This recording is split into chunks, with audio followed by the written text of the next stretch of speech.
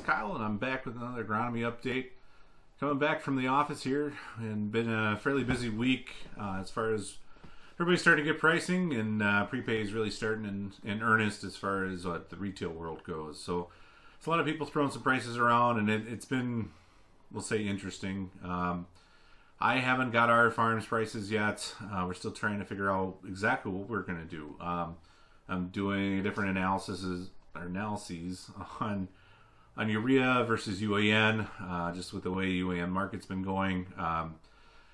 I'm trying to figure that out and then figure out where we're going to end up being. And it's something you're going to have to figure out this year as well. You know, if you're a heavy UAN user, the way the market's been moving, it might not be a good idea, or it might be something you really want to look at, or I would be really concerned about our cost per acre on that. I've been kind of making some meeting rounds and trying to get out to see some people, and the one thing I heard the other day, and I guess I'm not surprised, if you follow Twitter, there's been a lot of this talk in Canada with people, and there's been a lot of talk about vomitoxin in corn. So VOM can come from a bunch of different sources. Mostly it's ear molds, and we saw quite a bit this year. And in Canada, if you've seen any of those guys are actually blowing it back out with silage choppers in the field. They're basically just not even combine stuff. They're just blowing it right back out. So it's something we really should be concerned about, especially when it's in a bend situation.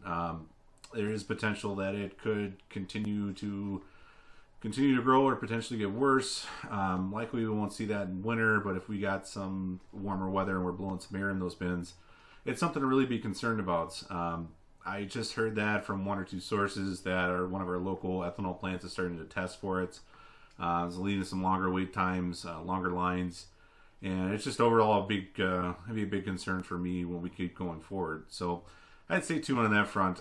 We just started hearing some rumors on it, I've heard them that they're true, but it's something we just need to watch and pay attention to as we go forward. And as right now, there's really nothing you can do with corn in your bin as far as the VOM goes. So the other thing was at a meeting the other day, and we had some, we'll just call it weed control issues in Wisconsin. So in 2011, we started finding Roundup-resistant weeds in the states. The last couple of years have been really interesting. We've been finding it more and more in broader areas as we've been kind of going through and looking at what we actually have.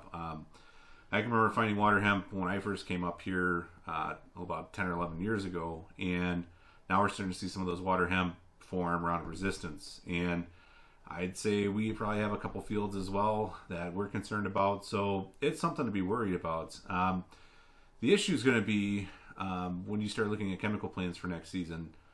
There are a lot of options to go with. There's a lot of what we'll call them Cadillac plans out there that might help you, but at the same time, you really need to look at what modes of action are out there. So one of the plans I heard the other day, they were basically going out with three modes of action pre-emerge, and really only one of those, maybe a combination of two, has residual activity on water hemp.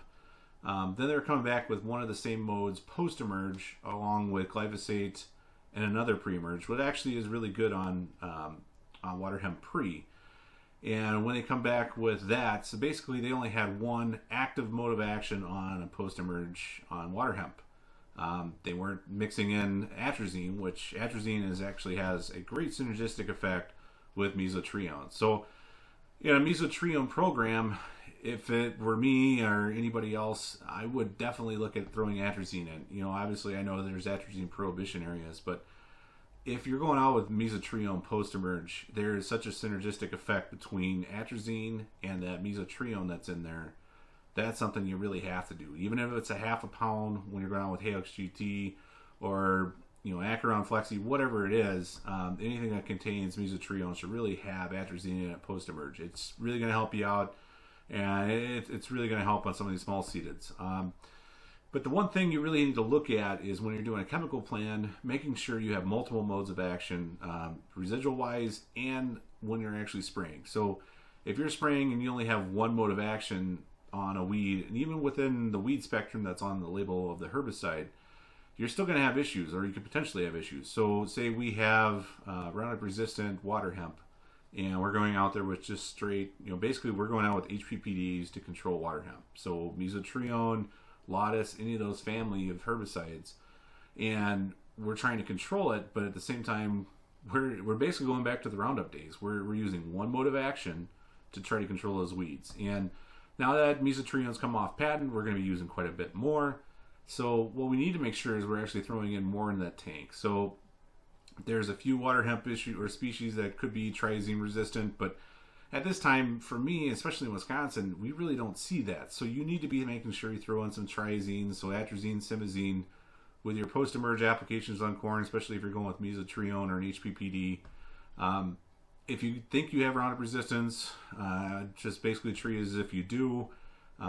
It never hurts to throw some dicamba or something in there, but watch those labels. When you're going post-emerge with products like Halix GT or anything that contains mesotrione and HPPDs, there's only specific dicamba formulations that can be used with those. Specifically Halix GT, I know you can use status with it. That's something we've always been told. So those are the things you need to know, and you might have to work with reps on what you can do. But adding a dicamba in the tank really, really helps you out and adds another mode of action in there, especially post-emerge. It's something we really need to start paying attention to, especially on soybeans. Basically post-emerge, once we get past Roundup or even Liberty, your options are fairly limited. You're almost down to Cobra and Flexstar, so PPOs. And we're starting to find out PPOs really aren't the greatest thing on water hemp anymore either. I had some stuff we bought with full rate Cobra even on 4 to 6 inch water hemp, and we're still not quite getting them. So you need to watch a lot of these weed spectrums, and we really need to start being good about putting on multiple modes of action for residual and multiple modes of action for post-emerge when we're actually spraying these weeds once they're actively growing. So, it's going to be a struggle. And in the soybean world, we have the dicambas of the world right now. We're still kind of waiting on the Enlist approval. The other herbicide we've got some inklings that's going to be coming out is we're going to have isoxaflutol tolerance in soybeans. So we're talking about balance. That's a pre-emerge, it's not going to be a post-emerge product. So, we have a lot of options when it's starting to come to herbicides, but it's the thing we've been talking about for the last 5 or 10 years is there has not been a lot of new herbicide classes or modes of action really coming out. So we're really stuck with a lot of the same ones between corn and beans now. Beans have a few different ones. Corn's going to be the easiest one for us because we can use dicamba and we can use a lot of other products post-emerge on broadleaves, but in soybeans, we're getting limited. And the other thing we need to watch as well on dicamba is they're changing some of the restrictions as far as buffer restrictions on dicamba, and as well as labels. When we start getting above 6 inch weeds, dicamba is going to be off label. You're going to be spraying, and you'll probably control most of them, but it's not going to be a whole lot different than glyphosate would be, unless you have that glyphosate resistance. But it's still not going to be great. The other thing we need to watch is we really need to pay attention to the Liberty label. And by saying the Liberty label, I mean, Liberty requires a high rate of AMS. We're going to require 20 gallons per acre of solution going out there with it. Water, a carrier. And at the same time, we need to watch what time of day we're spraying with Liberty. We also need to watch, temperature. It's a really demanding product. I don't think we're going to have the be-all, end-all with Liberty. I've had a few people ask me about going with Liberty over glyphosate. And the thing with Liberty is it's a contact herbicide. We're not going to go out there and control 12-inch ragweed with 32 ounces of Liberty. You need to be in that 2 to 4 inch weed size. And so, there's no silver bullet with Liberty, but at the same time, we just need to be responsible.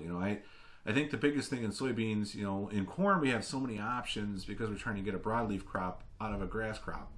But in soybeans, we're trying to get a broadleaf out of broadleaf. And the biggest thing for us in soybeans right now, without any new herbicides coming out, is trying to get multiple layers of residual down. So coming out there with a pre of like a dual, and metribuzin plus, you name it, pre-emerge. And then coming back with a PPO mixed with an approved residual like Outlook or Warrant, Postemerge, and trying to manage that weed with multiple layers of residual, multiple modes of action, it is really going to be our best bet in soybeans. So this is one things I've kind of noticed. People getting going on prepay. Had some questions about financing. I think it's really important you spend a lot of time working with your retailer and whoever you're working with as far as trying to understand what their programs are. Sometimes 0% interest means you get less discounts. Sometimes 0% interest has a little fine print next to it and it says 0% above prime. So basically you're paying the prime rate, which is over 5% right now. And sometimes it's prime -1, sometimes it's truly 0%, but you got to spend $100,000 to get the 0%. So it's things that you just need to spend the time and talk to your retailer and understand what their programs are and what their opportunities are for you. So stay tuned. We're going to have a lot of stuff going on this winter. We have a lot of fields that didn't get tillage on this fall. We got a lot of talk about tar spots. We're going to have a lot of things going on ahead of spring this year, a lot of management things we're going to have to pay attention to. So stay tuned for future updates.